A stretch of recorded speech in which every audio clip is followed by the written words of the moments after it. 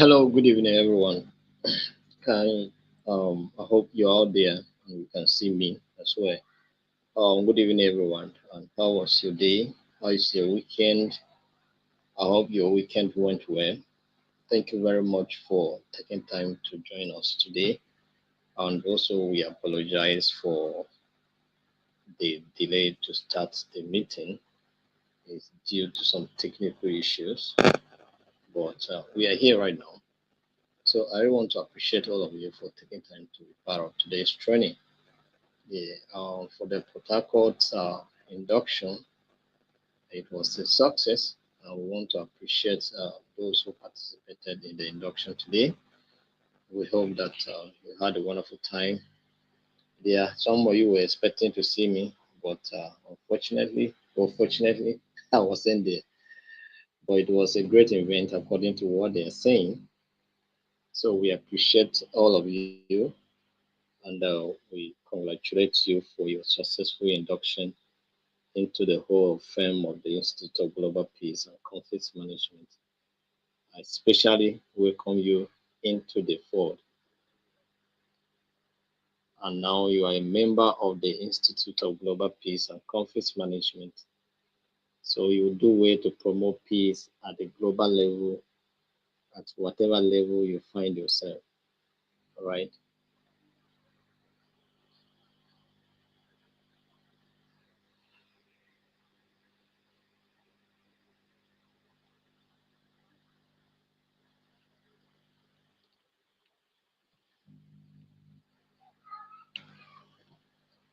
So a hearty congratulations to all of you that were inducted today, and also especially I want to thank the Port Harcourt, the River State chapter of the institute for doing a wonderful job for the induction. That is their first experience.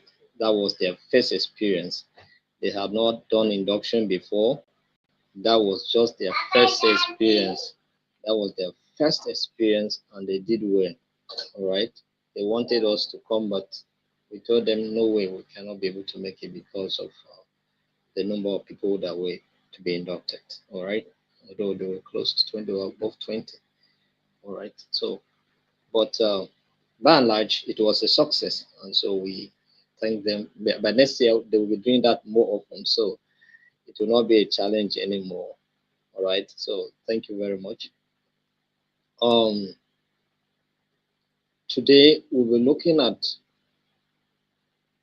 the we started looking at some case studies, you know, some case studies, and we spoke about Israel and the Palestine the last time we met. So today we'll be looking at the case study in Rwanda. What happened in Rwanda? What happened? The Rwanda genocide. We have been talking about Rwanda genocide. Some of us have not taken time to go deep into the matter. What happened? What really transpired that led to the genocide that took place in Rwanda? All right. So this is what we'll be looking at today. So it will be an opportunity for you to know what actually happened in 1994 or between 1990 to 1994. But before, prior to that, there were issues that led to such an event to occur. All right. So as we go through it, you get to know a lot of things that happened at that time. All right. So thank you very much. So for those of you that are from Rwanda, maybe you'll be confirming what we'll be saying here, all right? So that we know that we are saying the right thing. Some of you may not be there when it happened, but you can share your stories with us, or you may have experienced it anyway, and you survive it. You can tell us a good story from it, and we can hear it. Do you understand? I think people at my age should experience it whether as a child or as a young person. You understand? So that is it. So you are all welcome. So you can do way to share this link with someone, invite them to be part of today's training, let them know that the training is free and they can also benefit from it for free. All right? So that's it.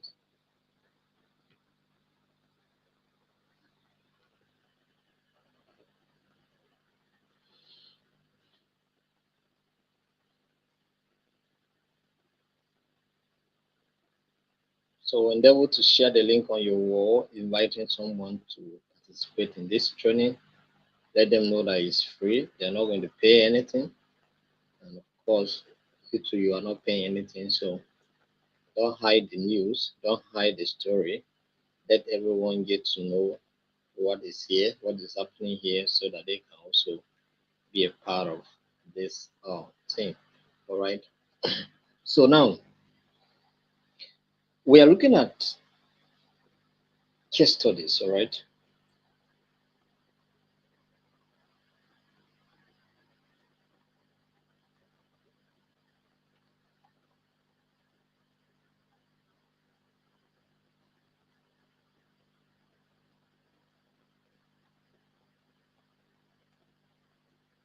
Case studies of contemporary issues in peace and conflict. All right. Case study of what case studies and contemporary issues in peace and conflict. Case studies and contemporary issues in peace and conflict is what we are looking at. We first look at the case study of the Israeli Palestinian conflict.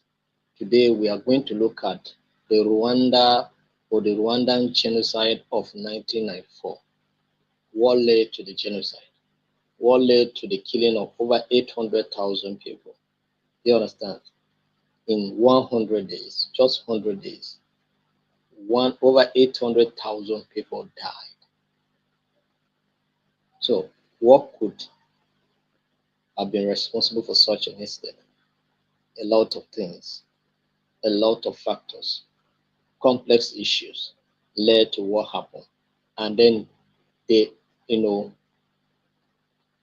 the inactiveness of the international community also, you know, exacerbated what happened, right? So we will look at all of those dimensions that led to what happened in 1994 in Rwanda between the Tutu and what the Tutsis. So what actually happened? So this is what we'll be looking at here. So let's look at the causes, the root causes, with the root causes of what happened. This these root causes will bring out the history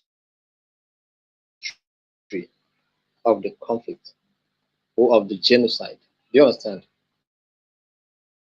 This root cause we are trying to itemize or discuss here will bring out the root of the history of the conflict itself. You understand? So um but says that this particular genocide was an interplay of complex factors, all right? And that has to do with historical, social, and political factors. Do you understand? Historical, social, and political factors. These were the key responsible factors that led to what the occurrence of that genocide. All right. But let's look at actually what happened. It is said that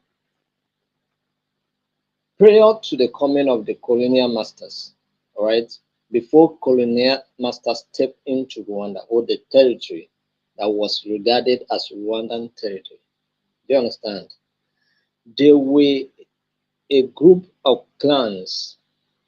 They were not necessarily ethnic groups. These Tutu and the Tutsis or the Twa were not actually ethnic groups. They were only social class. Do you understand? They were just social classification of maybe just normal clan people living together, interacting and intermarrying with each other. Do you understand? But there was nothing, and their categorizations was based on the kind of work they were doing, the farmers and the herders. While the Tutus were or the Tutu were basically farmers, the Tutsis were more or less that of cattle rearers. Do you understand? So these were just their social stratification and categorization. Do you understand? But so before well, the European colonization, Rwandan society was organized around clans than the categorization of Hutus, Tutsis, and Twa, all right, with few social identity rather than rigid ethnic what distinctions.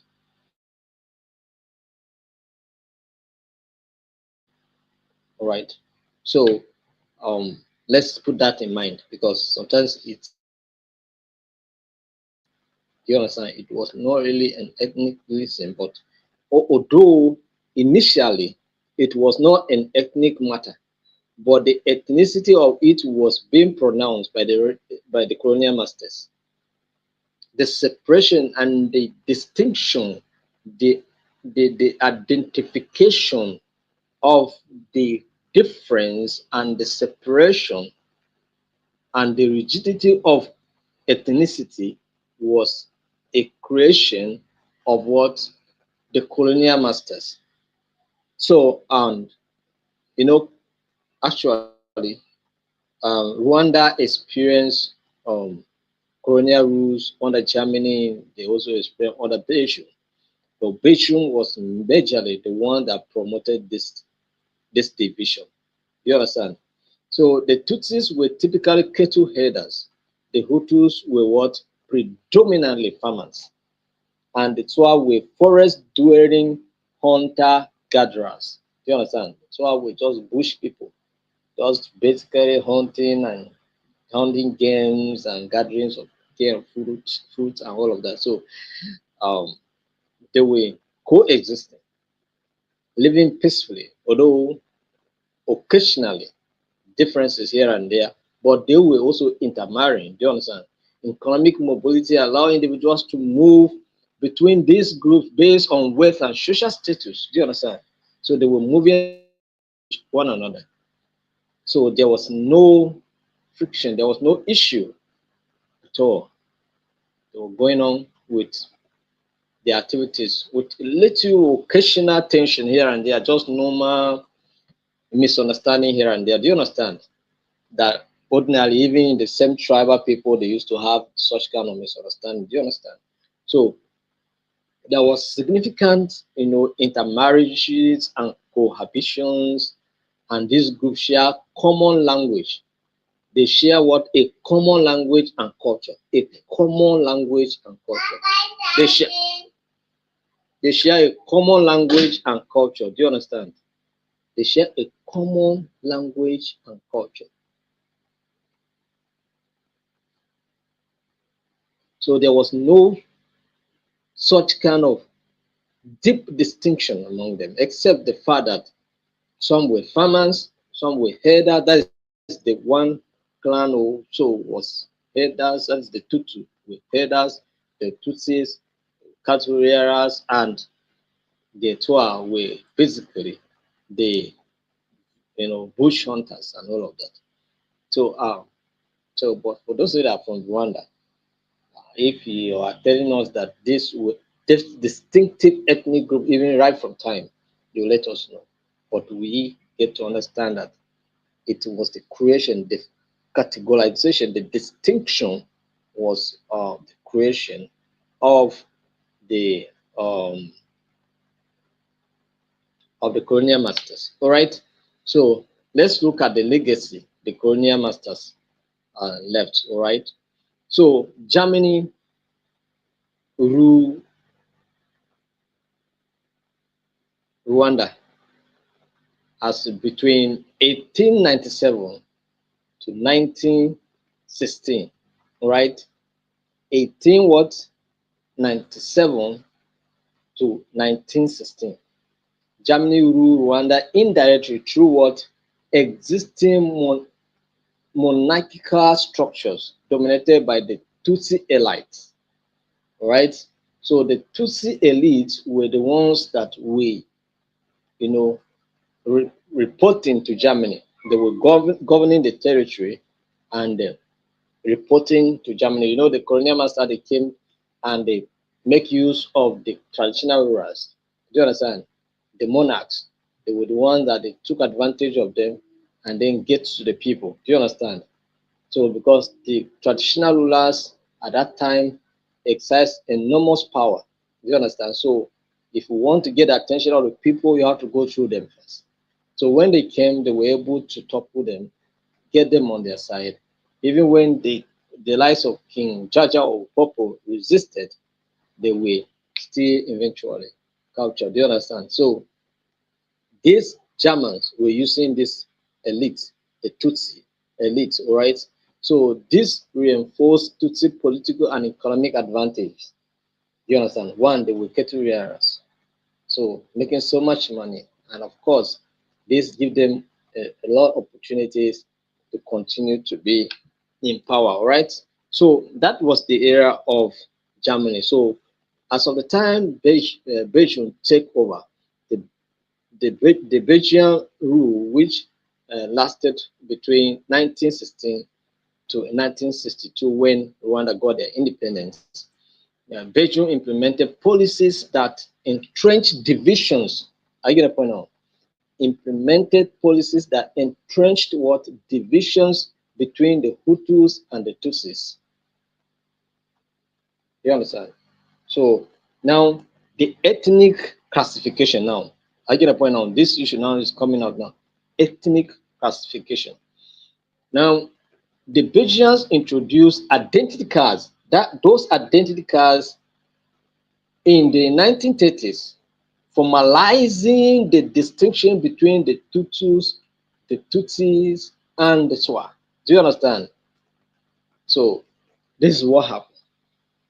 The introduction of the identity card captured these distinctions and make them a distinctive group, formalizing it.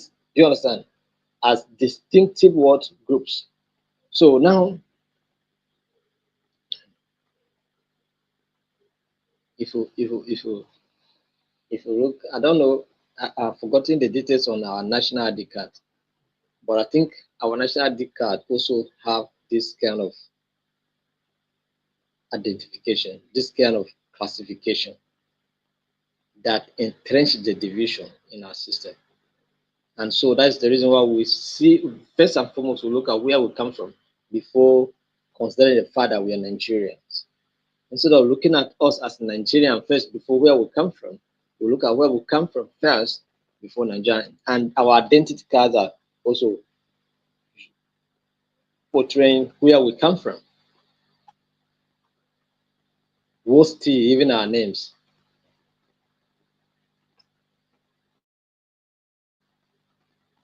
And even the way we speak sometimes. Do you understand? So sometimes by your own tune, somebody knows that you are from a particular part of the country. I get them point on.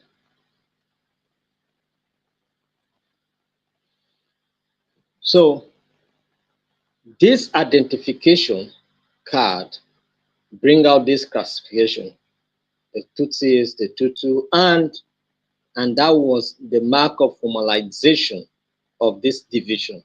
Do you understand? And then favoritism. The Belgian administration favored the Tutsi minority for administrative rules. Do you understand? Now you can understand that even the German, it was also one of the legacy of the German. German were using the Tutsi monarchs, all right, to to govern Rwanda. And so when Belgium colonial or the Belgian colonial masters took over, they maintained that structure. You understand? They maintained that structure. They were using the Tutsi minority for administrative roles, education, I get the point now, and leadership, exacerbating Hutu resentment. So when the Hutu, which were considered to be the majority, look at this, they felt so bad. Do you understand? They felt so very bad. How can we be the majority here and then the minority group are being used against us, who are predominantly being considered on everything while we are left out? Do you understand? So they were not completely happy, right? So, for this, what was going on? So, Tutsis were portrayed as racially superior. You understand? They were portrayed as what? Racially superior and more European. Superior and more European in quote. While Hutus were considered indigenous and inferior. Why the Hutus were considered as what? Indigenous and inferior race. Do you understand? So with this kind of consideration, they were discriminated against, they were denied certain opportunities, they suffer injustice here and there, even though they were the majority. But these things were going on.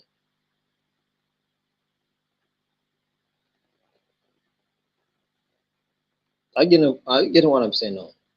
So over time, Hutu grievances grew as they were marginalized in political and economic life under colonial rule.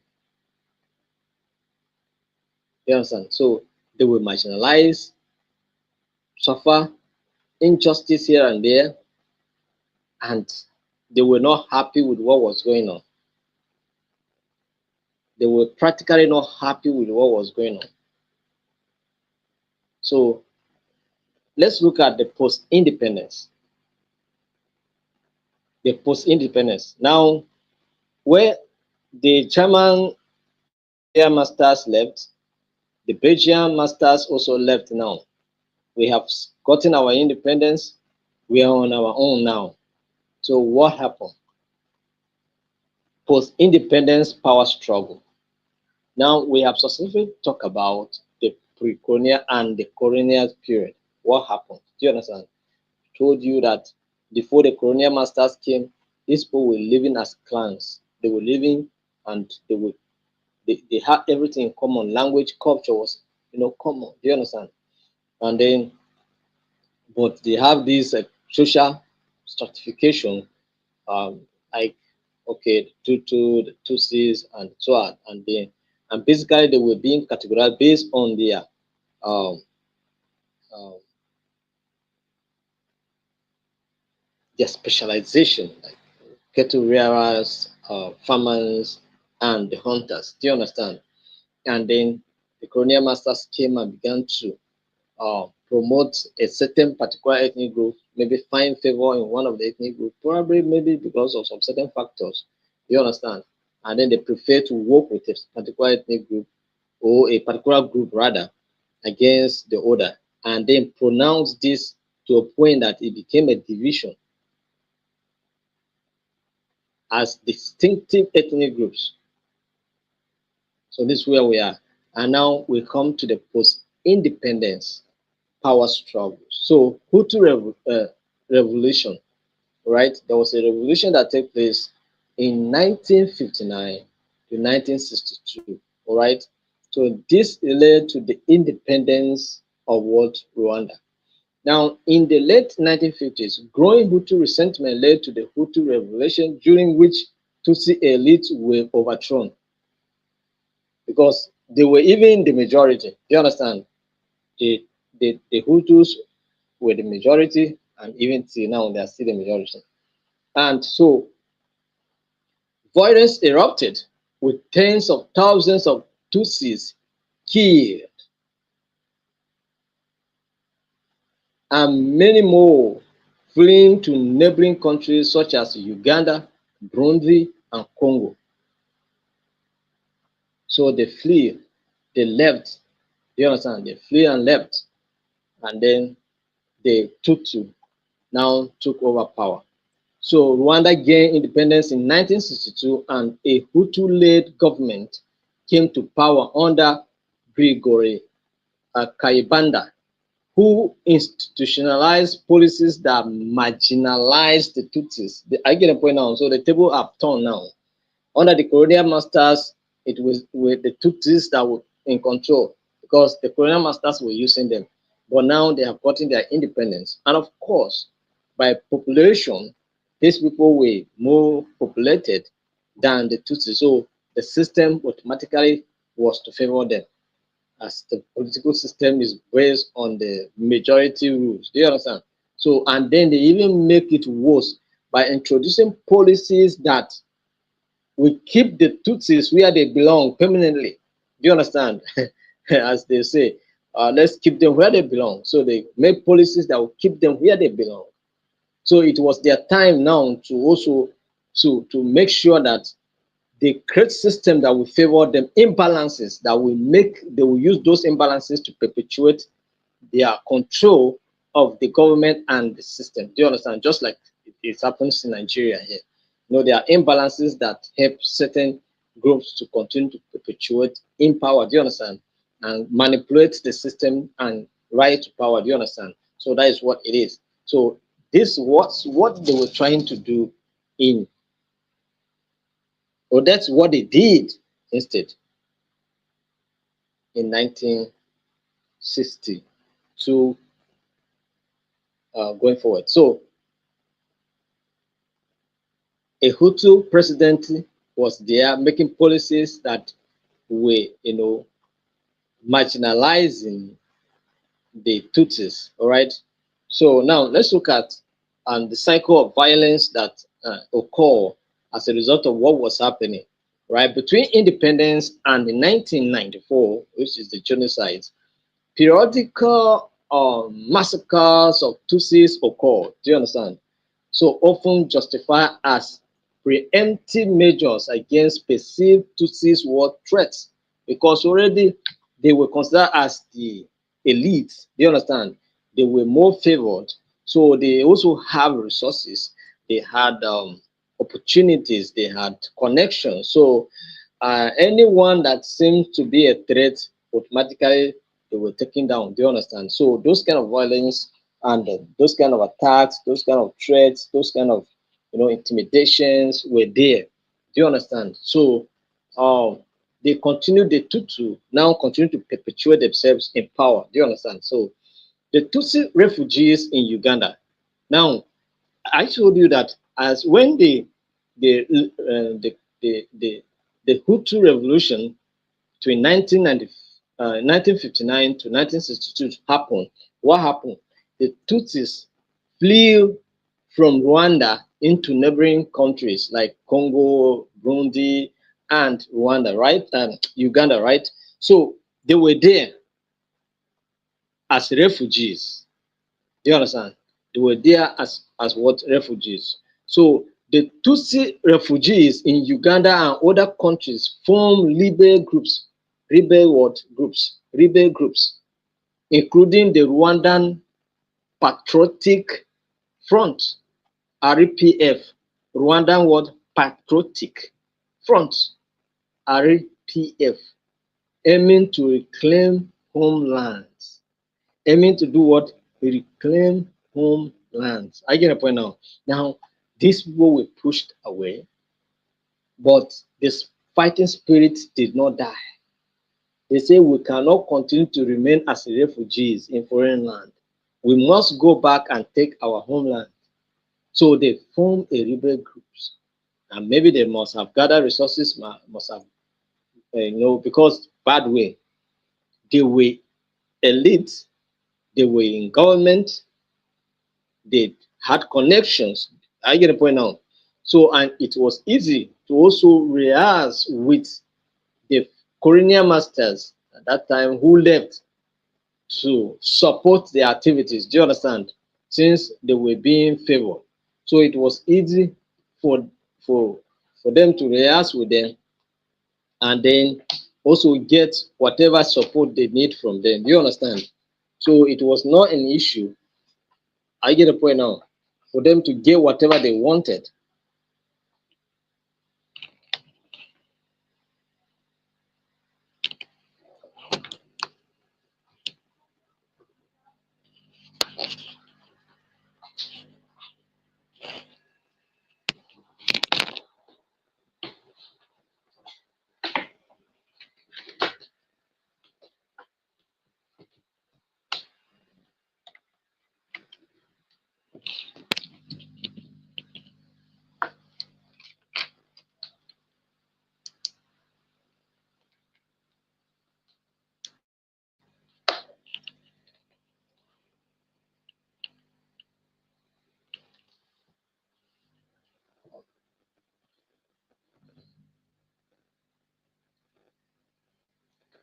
So it was easy for them to get connections and get support from the colonial or their former colonial masters. Do you understand? So because now they are refugees, they are somewhere else, but an opportunity was there for them to form a rebel groups and come back and say, okay, we have to go back and fight and take our place in our land. We cannot be refugees here forever. Do you understand? So what happened? The rise of Hutu extremism. Now, the rise of what? Hutu extremism. Now, this issue now became a challenge between the Hutu and the Tutsis. I get a point now because it's as you have a common enemy now that you know that anytime anything can happen. Do you understand? And so the Hutu were also there, claiming dominance and ruling and enjoying themselves and free, feeling as we are in charge. Do you understand? And so, but something was coming. Something was coming. All right. So the rise of Hutu extremism. All right. Let's go ahead. So propaganda and ideology. In the 1970s and 1980s, Hutu leaders promoted an ideology of Hutu superiority. Understand now. Then, before the independence, the Tutsis were categorized and classified as a more superior race and what are more intelligent and more powerful. Do you understand? So, and they were also considered as more European because they were educated, they were more exposed. Why the Hutus were considered as indigenous peoples and they were just like that. Do you understand? And then considered as inferior people. Do you understand? No education much and all of that. So this is what they were. So now, but they began to promote new ideologies when they took over the power. Do you understand? They began to promote what new ideologies. So and then they they promote the ideology of superiority and of course depicted Tutsis as historical oppressors. Do you understand? They now regard the Tutsis as oppressors. Do you understand? And a foreign threat, a foreign what threat, a foreign now. These were brothers. I get the point now. These were brothers that were living in one place, had common culture, common language, but now are being termed as what? Foreign threat. I'll get a point now because of the colonial impact. The 1990 publication of the Hutu 10 Commandments, go and check. After this class, go and check the Hutu's 10 Commandments. All right? Go and check. So that you can share with us. The Hutu's 10 Commandments. A document advocating for Hutu dominance exemplify the growing radicalization. That is the way, so radical, so brutal, so authoritative, because for them, it's their time to establish their supremacy. You understand? So they have an opportunity to express, because they were one, the most populous ethnic group, let's put it down as an ethnic group, do you understand? So they were most populous. So it's their time now to actually implement and advance their supremacy. So state control media, particularly radio, television, labor demise callings, that is RTLM, broadcast anti-Tutsi propaganda and incited hatred. That is, they were using media. So media, you can see the power of the media. The media channels can promote peace and at the same time, they can be a reason for war. And they can also be a reason why war perpetuates. That's why I don't like Al Jazeera's news, because it's predominantly biased. Do you understand? Al Jazeera doesn't understand the principles of peace and conflict journalism. They just they just talk anyhow. They report anyhow, and most of their reportage incite violence, if at all you want to take it. Do you understand? So it's not a good media house to actually, if you are a peaceful person, you will not like their news. Do you understand? Yes, even though we know that it was created for a purpose.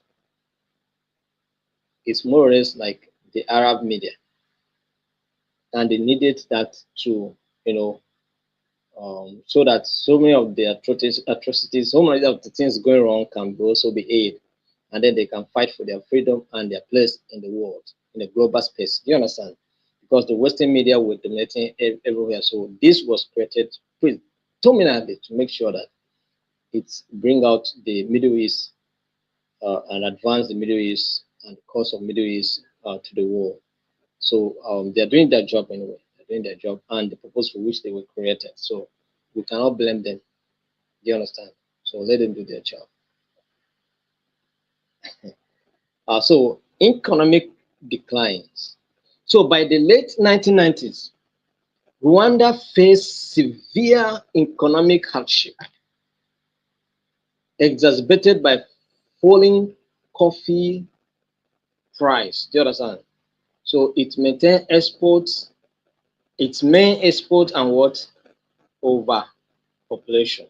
So the falling price of coffee render or send them into economic difficulties, and of course the growing population of the country.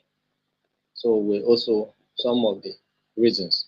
Now the civil war, the 1990 to 1994 civil war. What happened?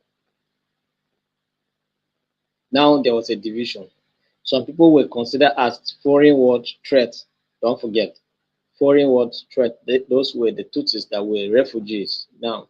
So because already the Hutu have taken over, they're advancing everything to promote themselves and make them a superior what tribe. And so of course they term the other one who were now abroad as foreign war threats. So now, but these foreign threats, I told you earlier that they form a rebel group, and now they are back, and now the civil war. So civil war 1990 to 1994. In 1990, the Rwandan Patriotic Front, which is a Tutsi-led rebel group, are you understanding now? A Tutsi-led rebel group invaded Rwanda from Uganda. Invaded. One, they were considered as foreign threats. So you can understand what I'm talking about now. They invaded Rwanda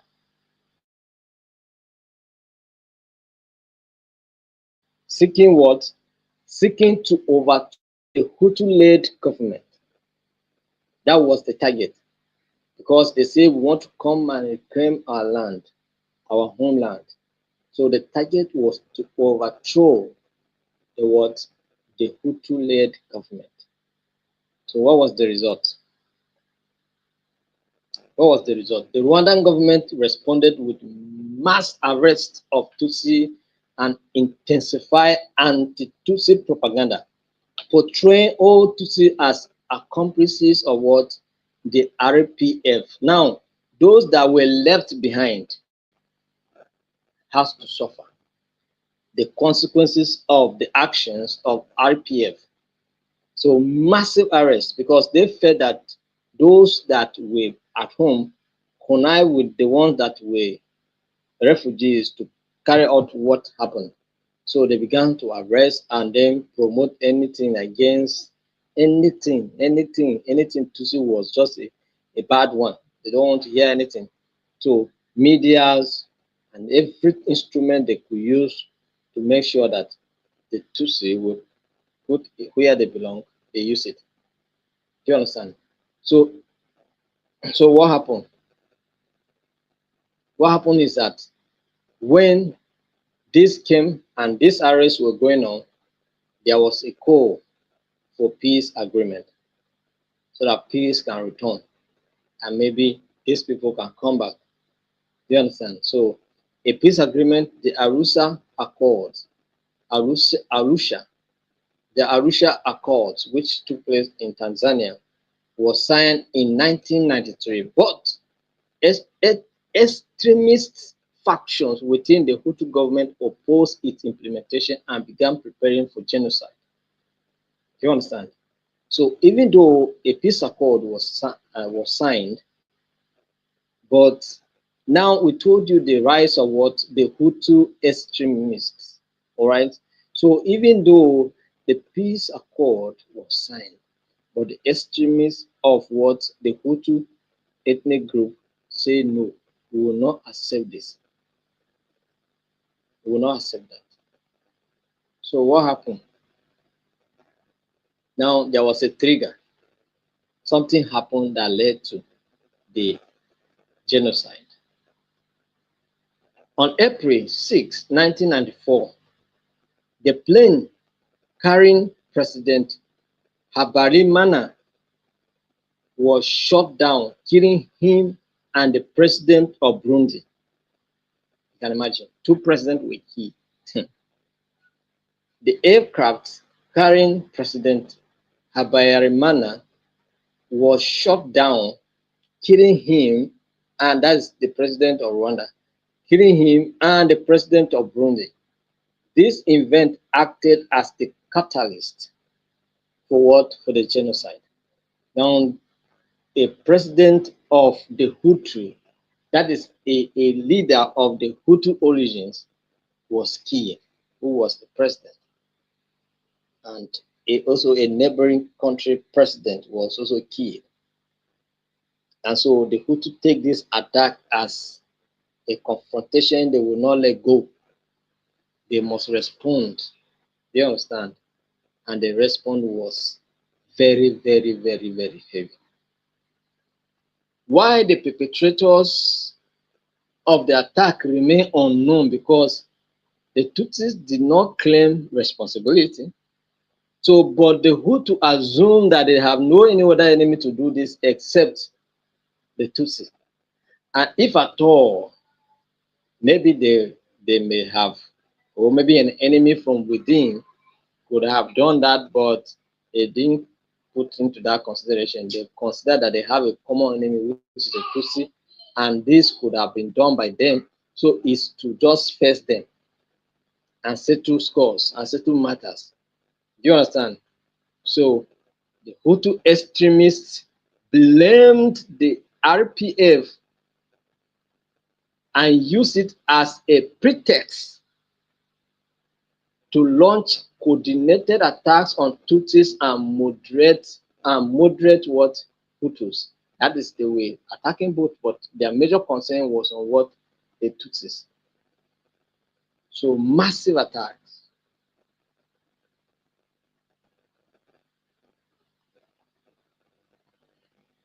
It was so massive that they were using radio stations to call on the Hutus in your neighbor yard, in your church place, in your school, where you are. Any Tutsi person you see there, just kill.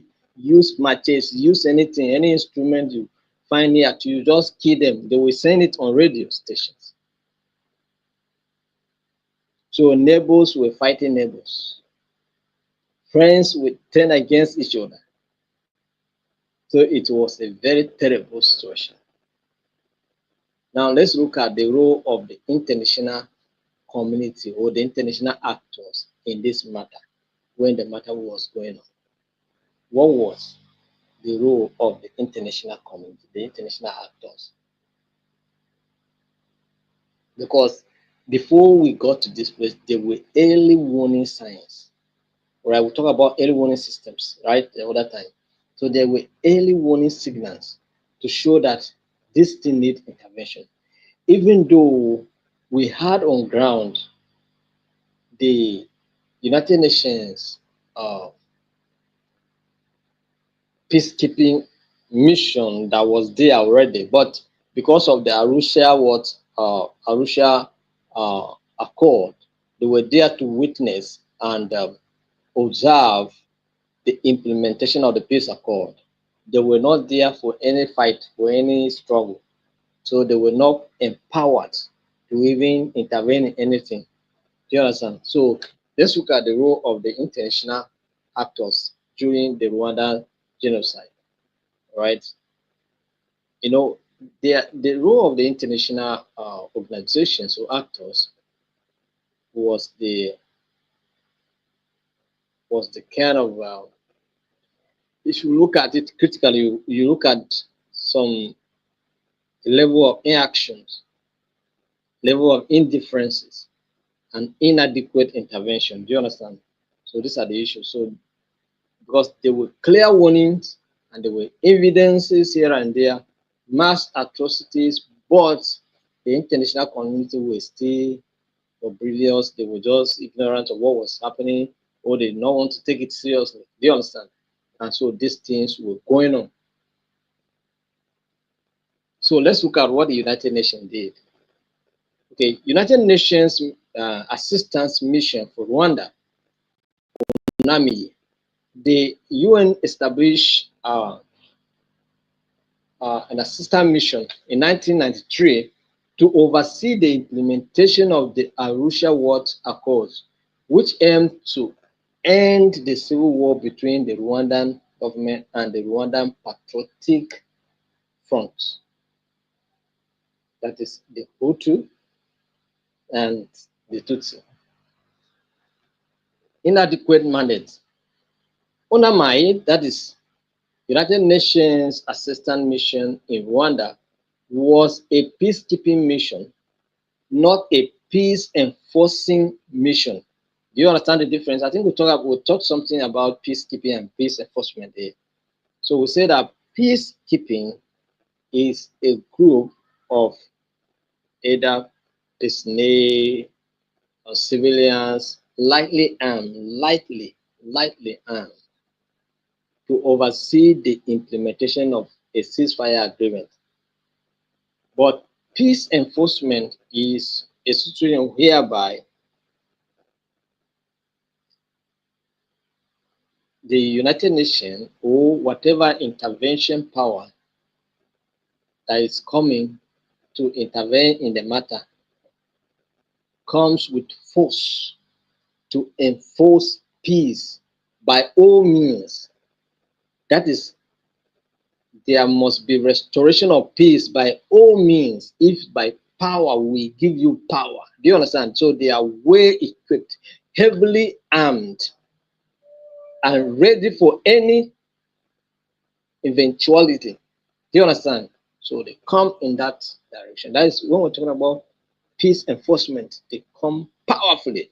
But peacekeeping, they are lightly armed. That is, and the level of arm is not to intervene in anything. It's just to see and observe what is happening to make sure that implementation of the ceasefire agreement is just going on smoothly.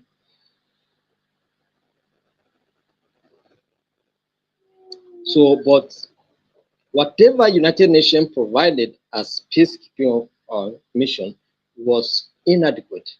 It was not enough to intervene in what was going on. The force was underfunded, poorly equipped, and restricted to monitoring the ceasefire rather than stopping mass killing. So it was not their job to go and stop anything killing. Their job was just to monitor and observe the ceasefire implementation. That was their mandate. They were not mandated to go and enforce any peace. I get the point now. Their own was just to keep vision, keep watching, and see how these people implement this agreement. That was their mandate. So, warnings ignore. UNAMI's Commander General Romeo Dalai warned the United Nations of imminent violence months before the genocide.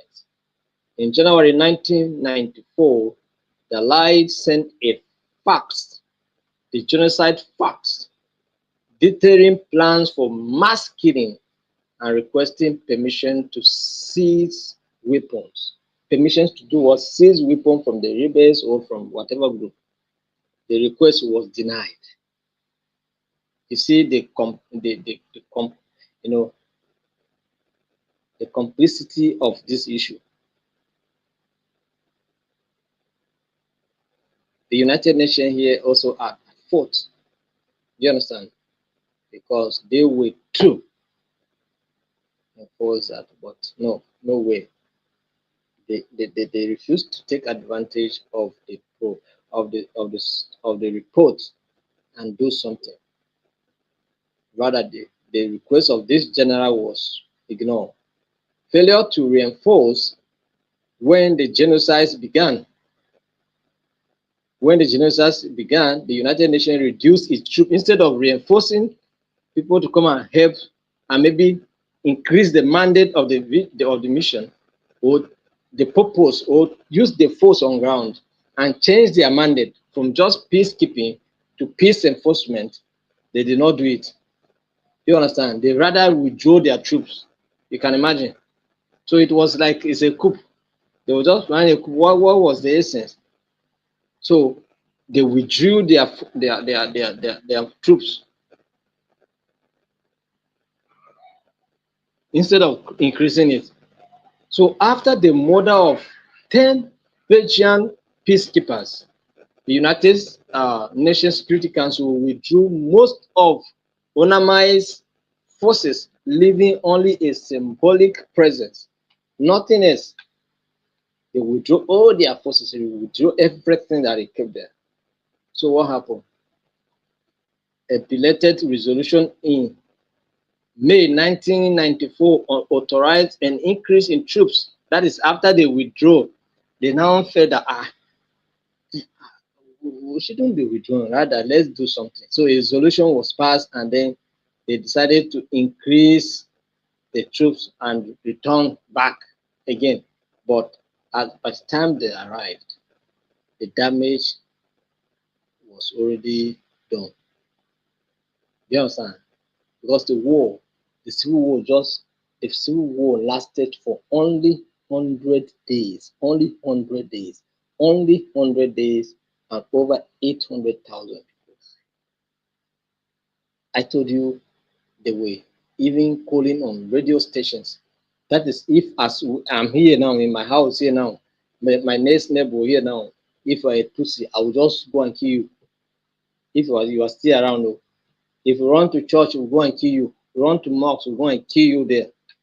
Anywhere you run, we'll kill you.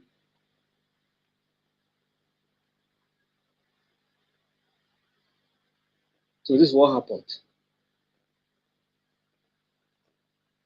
Now, what was the role of the United Nations or the United States of America rather? So reluctance to intervene because they were reluctant to intervene because they intervened in a situation that did not go well. That is in Somalia, and they did not want to intervene again. Most especially, they don't want to be blamed for African problems. So they excuse themselves. Do you understand? They excuse the USA. The US was resistant to label the violence as genocide, as doing so would have obligated intervention under international law. Scared by the 1993 Somalia intervention, the Black Hawk Down incident, the US avoided becoming involved in another African conflict. Do you understand? So they excused themselves, and they instead of labeling what was going on as a genocide, they were talking about attempts or a genocide attempt or whatever, using languages that did not confirm that what was going on is a genocide. So bureaucratic obstacles. US officials deliberately avoided using the term genocide in public statements, referring to the killing as an act of genocide, but not genocide, an act, to downplay the severity of the issue. So the US also blocked efforts to reinforce UNAMIS and failed to use its influence to mobilize international action. Do you understand? So that was happening. So you can see the withdrawal of troops, and then also the refusal to reinforce was also the the fault of the United Nations. All right. So France. So support for the Hutu government.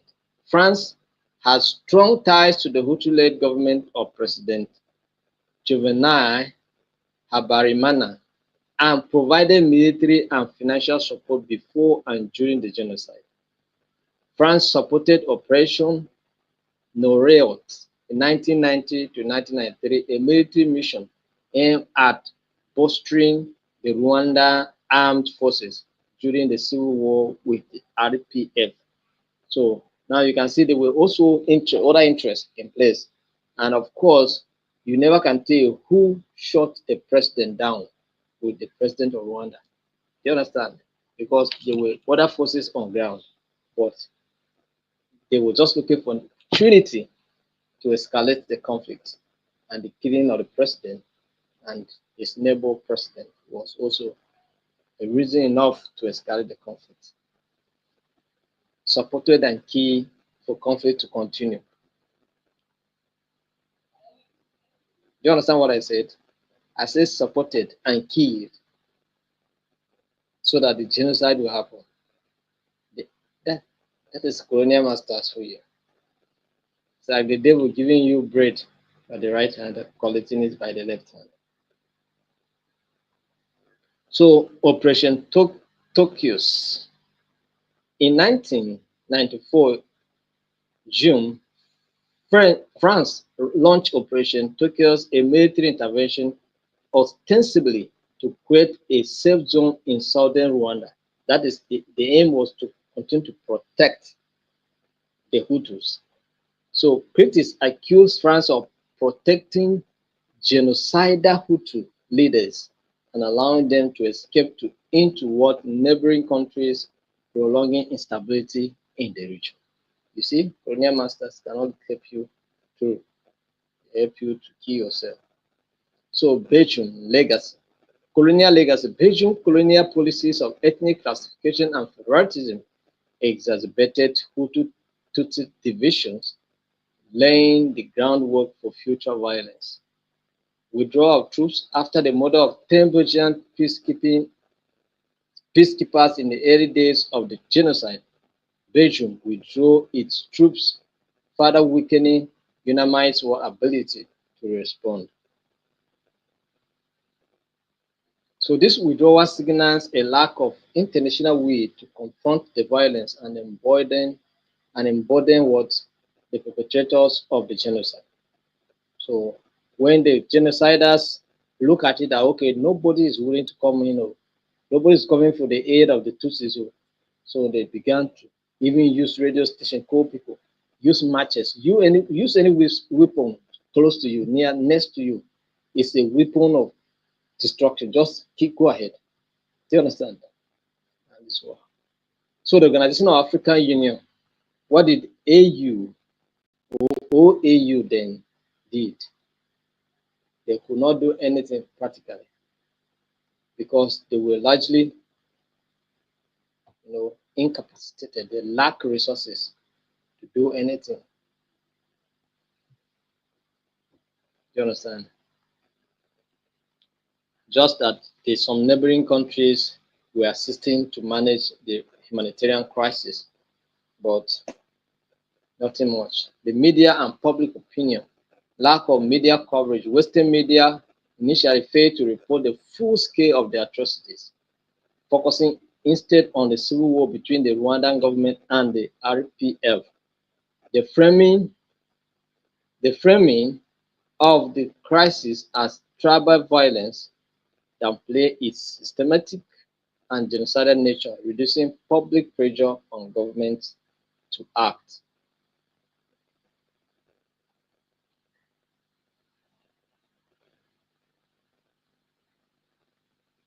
So after the genocide, what happened?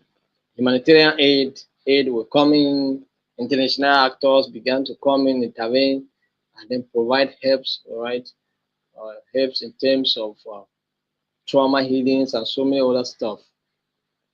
You understand? So they came in. So, but let's look at what happened. Post-genocide reconciliation and peace building in Rwanda. So, because this is what made Rwanda to come back to life and still be where it is, and it's moving, it's becoming one of the powerful economies in the Africa continent. Do you understand? In the African continent, because they were able to resolve their problem.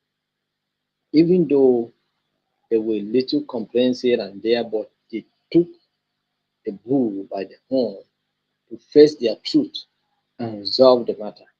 Despite the killing of 800,000 or more than 800,000 people, they still find the reasons why they could come back and say, we are brothers before the colonial masters destroyed us, before they divided us. We were brothers, we had common language, common culture. So, what has come over us? Come, let's discuss. Come, let's reconcile. Do you understand? And that's what they did exactly. So, and this is what we're going to look at here. So, post genocide reconciliation and peace building. In Rwanda, a combination of justice mechanism, government reforms, economic rebuilding, and community-based initiatives put together resolve conflict. And today, Rwanda is on path of development. You understand? So what happened? Justice and accountability. So International Criminal Tribunal for Rwanda, ICTR, was established. The establishment of this institution in 1994 by the United Nations, which was based in Arusha, Tanzania. Do you understand? So because it was not, even though they wanted to, this court was not in Rwanda. This tribunal was based in Rwanda. So whatever happened, you have to go to Tanzania. Their sittings were basically in Tanzania. So it was so difficult to address issues because some people could not make their way there. And of course, such issue would not be entertained. Do you understand? So several issues were not entertained. Several issues were not attended to. They will just manage to attend to few cases, right? Few cases because the cost of traveling to Tanzania was expensive, and of course, it was very difficult to go. So it handled only 90 cases, leaving many perpetrators untried. So that was not good enough, right? But they did what they could do. You understand? So they tried 90 cases. So, but the Rwandan government went ahead and established what we call the Gakaka codes. The Gakaka codes. The Gakaka codes is a community-based justice system derived from traditional Rwandan practices implemented in 2001. That's how many years after the Civil War, to address the overwhelming number of genocide cases because there were so many cases that were on ground to address. So the Gagaga Code was established with objectives to expedite trials for over 120,000 accused individuals. 120,000 accused individuals, encouraging truth telling, accountability, and reconciliation. So this was what they was doing. So process, local communication, community members serve as judges. Local community members serve as judges and trials took place publicly. So you have to come, gather here and begin to try. So you so person, you Ambassador Halima, on so occasion, you did so this. Ambassador Halima, I'm not saying you did anything, I just like your name. That's why I'm calling it. Okay, let me call another person. So you, Ambassador Paul, you did so this. So it was a public discussion, and all cases were tried publicly. So do you understand? So what was the outcome? More than a million cases were tried. More than what, a million cases against the international organization. 90, only 90, but a local court was able to address over 1 million cases, offering a sense of justice and closure to many survivors.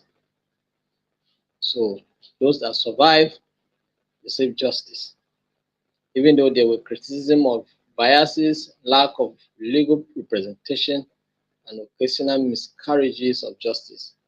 Those were just common challenges.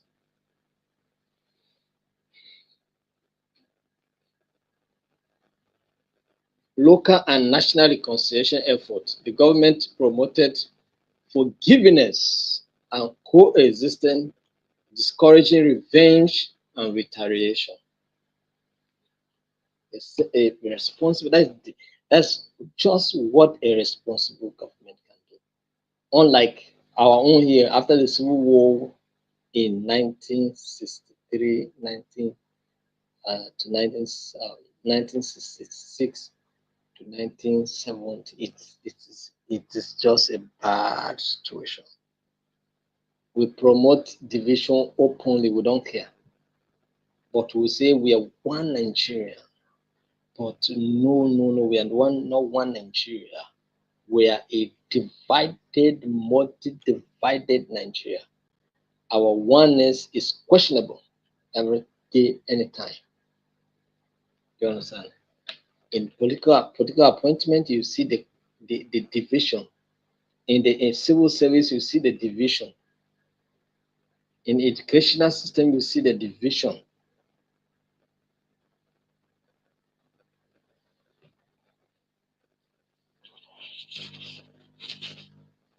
But here, the government was responsible, so it promoted forgiveness and coexistence against revenge and retaliation. So, laws prohibiting genocidal denial and hate speech were enacted to prevent a resurgence of violence. Governance and institutional reforms. Unity and Reconciliation Commission was created.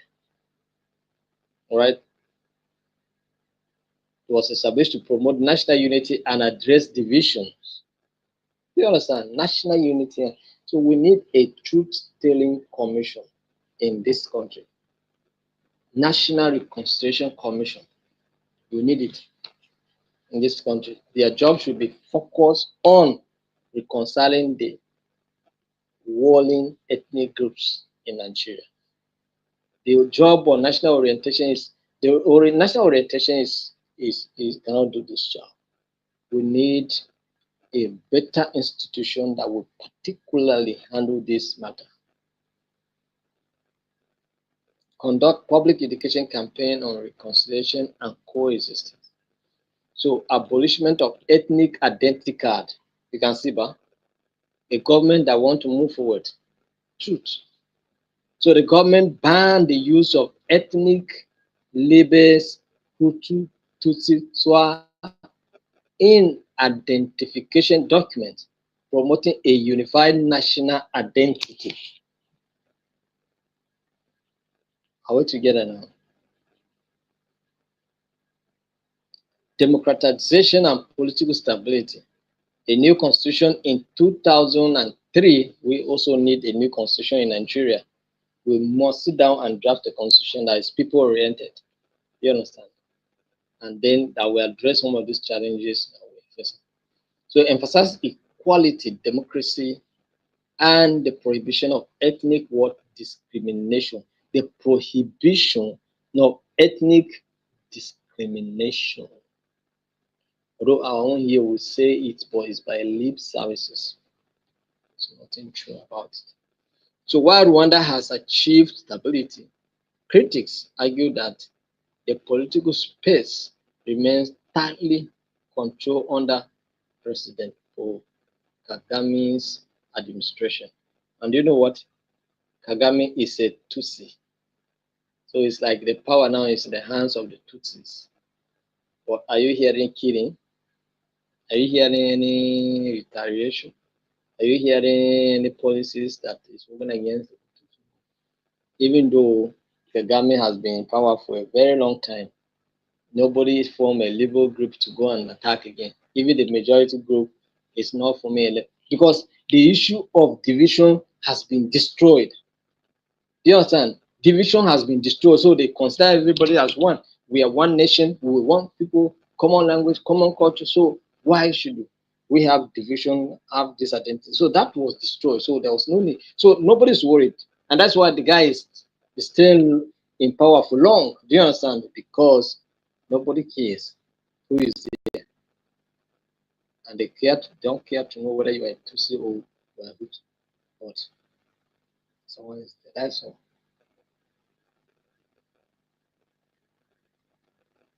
Trauma healings and psychological support. So people that experience sexual violence, because over 250,000 women were sexually abused and raped. Do you understand? So all of those issues we address. Okay, memorialization. So memorials will also set aside to commemorate um, that the experience. The Kigali Genocide Memorial was established to honor victims and educate future generations. Economic rebuilding was also carried out.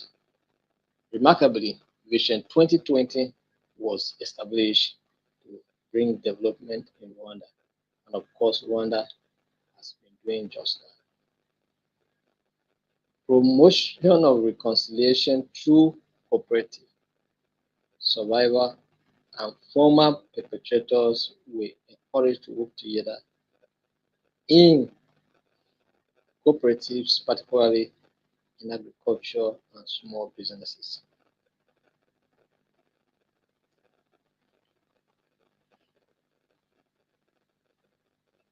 So, community based reconciliation in Gandos, solidarity camps, re-education camps aim at fostering unity and promoting reconciliation among former combatants, ex-prisoners, and refugees.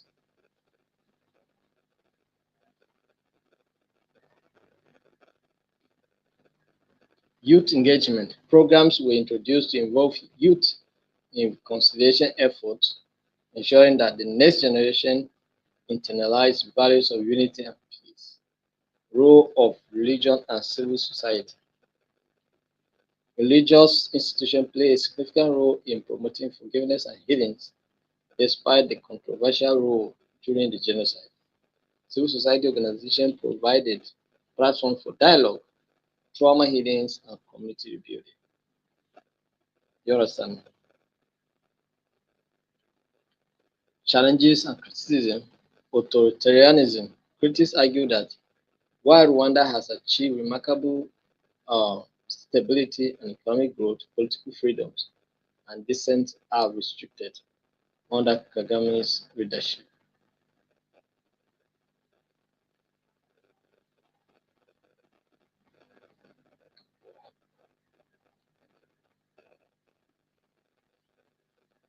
So, despite the challenges, Rwanda has largely avoided a relapse into large-scale violence. All right, Rwanda focus on development. Rwanda's focus on development has resulted in rapid economic growth, making it a model for post-conflict recovery. That's why we're always talking here. I'm mentioning Rwanda, Rwanda, Rwanda. You understand? Because they did what South Africa did. Well, our own case is different. We must fight an enemy to death. But let me tell you that the enemy you are fighting may rather be your solution. So why can't we give them a chance? Give everybody a chance. Let us be equal. Right. So this is where we end today.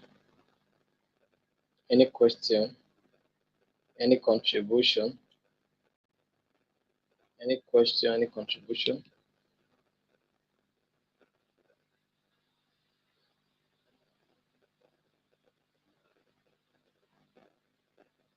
Any question? Any contribution?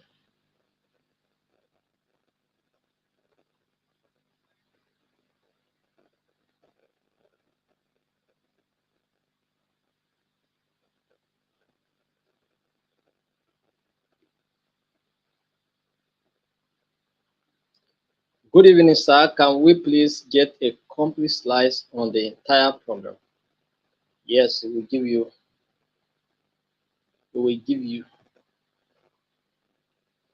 We'll give you manual, all right? We'll give you manual. So don't bother. Part one will soon be ready. I'll work on them by tomorrow. I'll work on them tonight, put them together tomorrow. Um, Hopefully, maybe I'll share them with you before part one. Then part two will also come back, be prepared subsequently, and so we get it done. All right.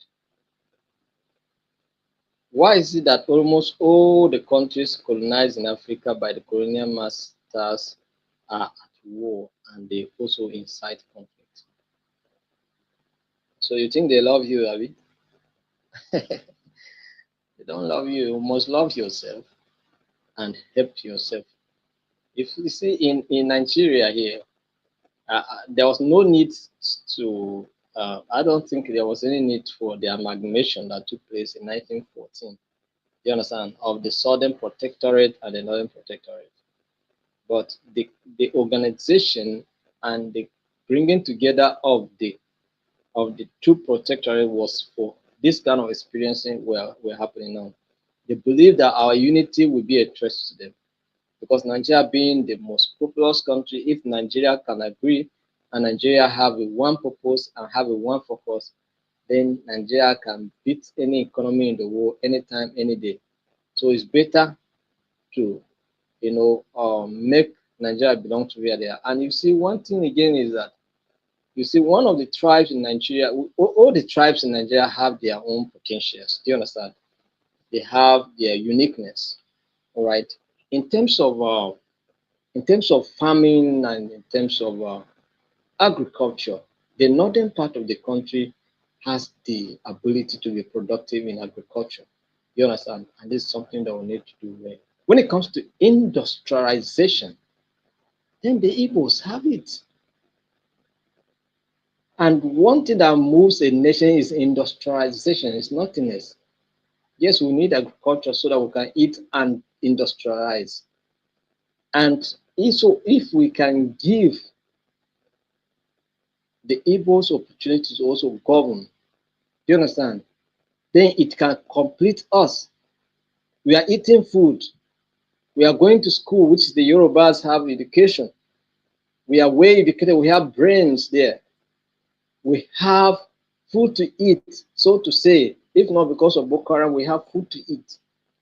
But now, where is industrialization?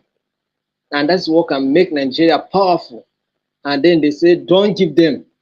Because the people that are saying don't give them knows way that if they give them Nigeria in a few years can be transformed.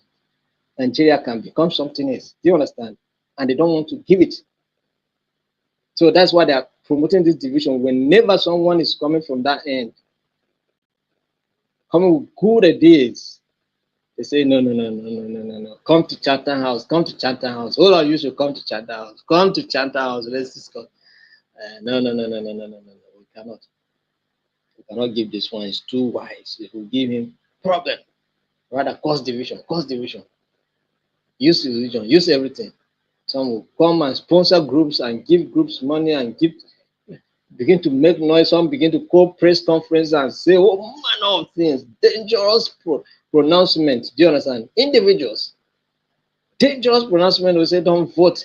A certain particular group should not vote in a particular groups in a particular state. And it doesn't make sense at all. And then the division continues. And as the division continues, our wretchedness, our wretchedness, our wretchedness, our wretchedness. Do you understand?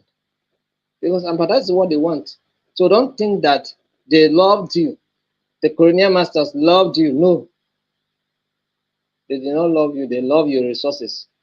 And I think that's the reason why we are having the challenges we're having because they created the imbalances so that we continue to have those challenges.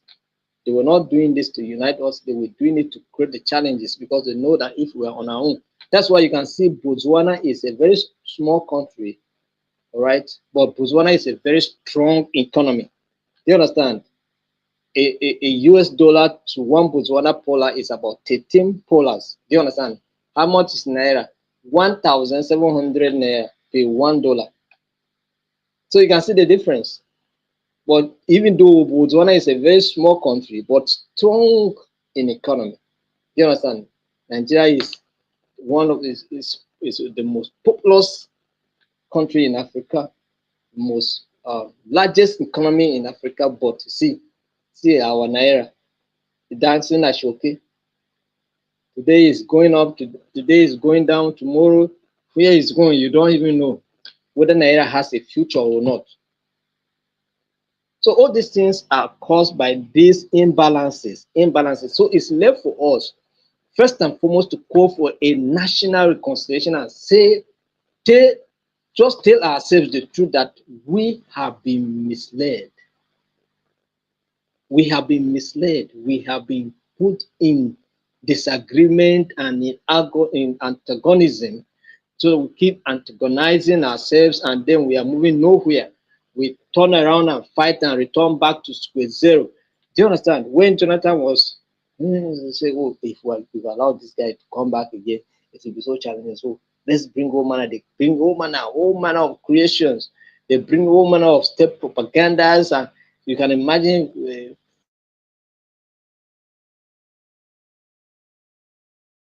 the calling issues.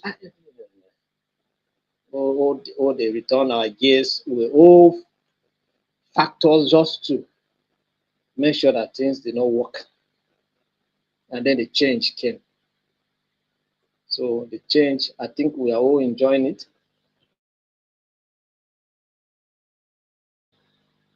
You understand? And that's what we're doing here. So all of these things, what I'm trying to say in essence is that it's because of the question you asked here that I'm talking like this, Okonko. Because you asked why is that almost the countries colonized in Africa by the colonial masters are at war, and they also because they don't love us, they created imbalances so that you continue to have this problem. So the more you have this problem, it's the gooder for them. Do you understand? Uh-huh.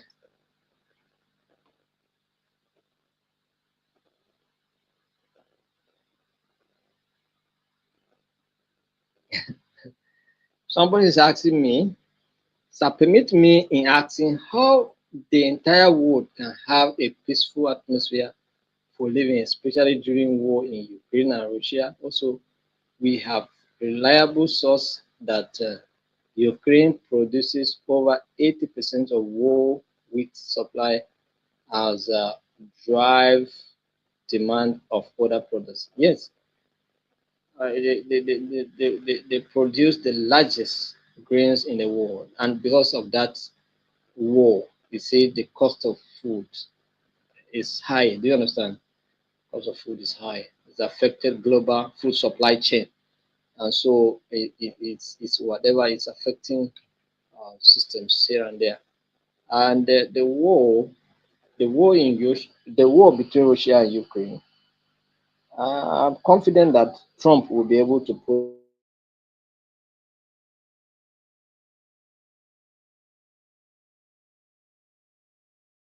involved once they make up their mind that despite what has happened, we can let go and then make some sacrifice here and there and move forward. Then it's possible that the conflict can resolve. But I can tell you that we achieve peace, right? And this is the best way we are going now. But we need to take it from the grassroots. A lot of people doesn't know what peace is all about. So we need to do a lot more to educate people or reorient the people and then educate the people. And this is one of the passion that we have that we're doing. The little way we can, we are reaching out to people. And we hope that transformation is taking place, and of course, in due time, the fruits begin to manifest.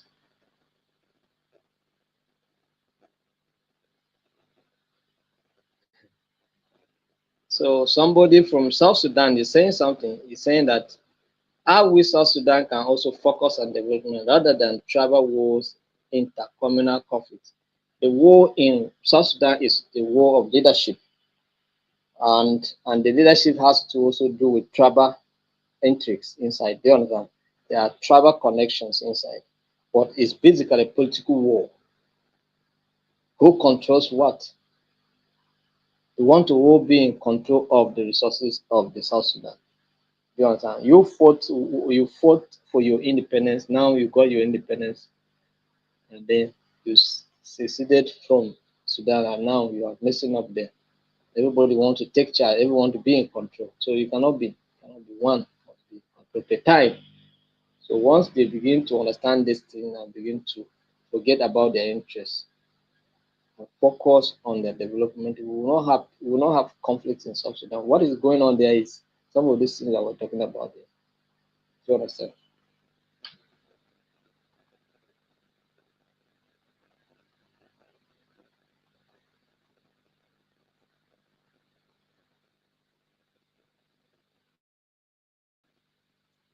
So thank you very much. I think this is the much we can take for today. We'll see tomorrow by 7 p.m. I'm working your topics as well. The topics for your simulation training or the role playing training. So let's see by tomorrow. Maybe I'll drop some groups. All right. Thank you very much. See you tomorrow. Bye.